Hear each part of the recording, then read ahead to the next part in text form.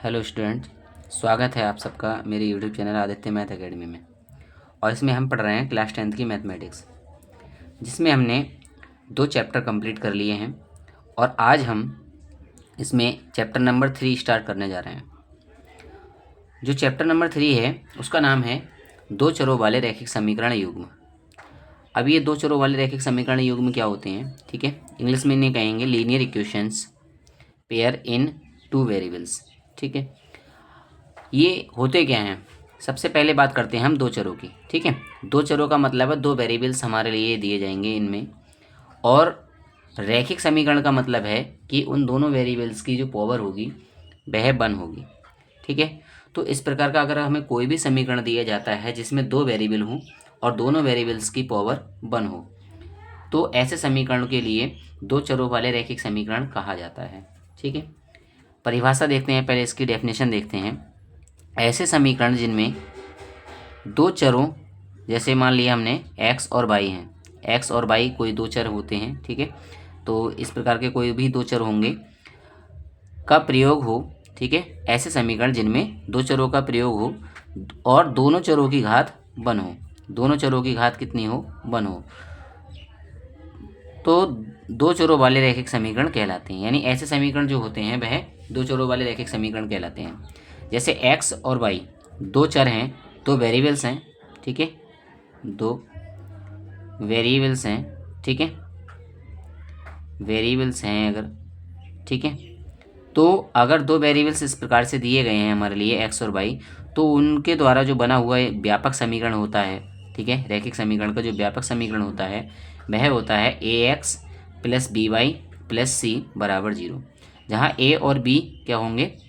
0 नहीं हो सकते। ठीक है, a comma B not equal to 0, ये कभी 0 नहीं होंगे।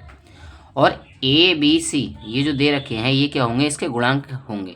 अब ये गुणांक किस प्रकार से हो सकते हैं? यानी कोई भी नेचुरल नंबर्स होंगे, ये कोई भी नंबर्स होंगे, और ये नंबर्स किस प्रकार के हो सकते हैं? वास्तविक संख्याएं होंगी ये। ठीक है, और अब हम सीखते हैं कि इन रैखिक समीकरणों को किस प्रकार से सॉल्व करेंगे। तो जब रैखिक समीकरणें हमें दी जाती हैं तो उसे सॉल्व करने की जो विधियां हैं उनमें इस चैप्टर के अंतर्गत आती हैं 3 विधियां। पहली होती है ग्राफीय विधि, दूसरी होती है प्रतिस्थापन विधि, और तीसरी होती है विलोपन विधि। ठीक है, तो सबसे पहले हम ग्राफीय विधि देखते हैं कि ग्राफीय विधि से इन समीकरणों को किस प्रकार से सॉल्व किया जाता है। और इसके बाद जब ग्राफीय विधि सीखने के बाद में हम ग्राफीय विधि की जो एक्सरसाइज है, पहली एक्सरसाइज, हम उसको सॉल्व करेंगे। तो सबसे पहले देखते हैं ग्राफीय विधि से इन समीकरणों को किस प्रकार से सॉल्व किया जाता है।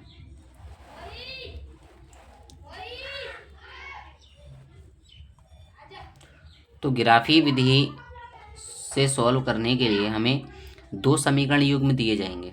ठीक है, मान लिया a1x plus b1y plus c1 बराबर 0, ये समीकरण, पहली समीकरण हमें दी गई है, और a2x plus b2y plus c2 बराबर 0, ये हमें दूसरी समीकरण दी गई है। अगर इस प्रकार की ये दो रैखिक समीकरण युग्म हैं जहाँ a1 b1 c1 और a2 b2 c2 व्यापक समीकरणों के गुणांक हैं, ये क्या है? a1 b1 c1 a2 b2 c2, ये क्या है? ये जो समीकरणें हमें दी गई हैं उनके गुणांक हैं। गुणांक मीन्स ये होगा कोई भी नेचुरल नंबर दिए जाएंगे हमें समीकरणों में, तो वो वैल्यू जो दी जाएंगी वो x के साथ में, y के साथ में, और कांस्टेंट जो होंगे वो a1 b1 c1 और a2 b2 c2 इनकी वैल्यू होंगी। ठीक है, तो इनके बीच में रिलेशन क्या होता है, किस प्रकार से ये रिलेशन दर्शाते हैं? तो ये एक प्रकार से क्या होती है, दो रेखाएं होती हैं, और दो रेखाएं जब होती हैं तो ये दोनों रेखाएं क्या होती हैं, इनके गुणांकों से हमें पता चलता है ये किस प्रकार से ग्राफ बनाएंगी। तो सबसे पहली कंडीशन इसकी ये है कि यदि a1 बटे a2 b1 बटे b2 के बराबर नहीं है, अर्थात a1 बटे a2 not equal to b1 बटे b2, तब ऐसी कंडीशन में क्या होगा, जो दोनों रेखाएं होंगी वो एक दूसरे को प्रतिच्छेद करेंगी, अर्थात एक दूसरे को काटेंगी। जैसे ये मान लिया हमने पहली रेखा है, तो ये पहली रेखा है, ये है दूसरी रेखा है, तो ये रेखाएं कुछ इस प्रकार से गति करेंगी या इस प्रकार से किसी पथ में, किसी प्लेन में चलेंगी कि वो एक दूसरे को एक ही बिंदु पर काटती हुई जाएंगी। अगर एक बिंदु पर ये काटेंगी दोनों रेखाएं तो क्या होगा, इसका ये बिंदु जो होगा वो इसका हल कहलाएगा, अर्थात ऐसी स्थिति में क्या होगा, केवल एक अद्वितीय हल होगा। जब ये दोनों रेखाएं एक दूसरे को एक बिंदु पर काटेंगी तो इनका एक ही हल होगा। और ऐसे में क्या होगा, ये जो दोनों रेखाएं होंगी उनका युग्म यानी जो दोनों रेखाएं होंगी वो कैसी होंगी, संगत होंगी, अर्थात इसके लिए हम कहते हैं कंसिस्टेंट। तो ये दोनों रेखाएं कैसी होंगी, संगत होंगी। दूसरी कंडीशन इसकी ये आती है कि अगर दोनों रेखाएं समांतर हों तो क्या होगा। तो अगर समांतर दोनों रेखाएं होती हैं तो उसकी कंडीशन होती है कि यदि A1/A2 और B1/B2 ये दोनों तो बराबर हों लेकिन C1/C2 बराबर नहीं हो, ना तो इसके ना इसके, ठीक है।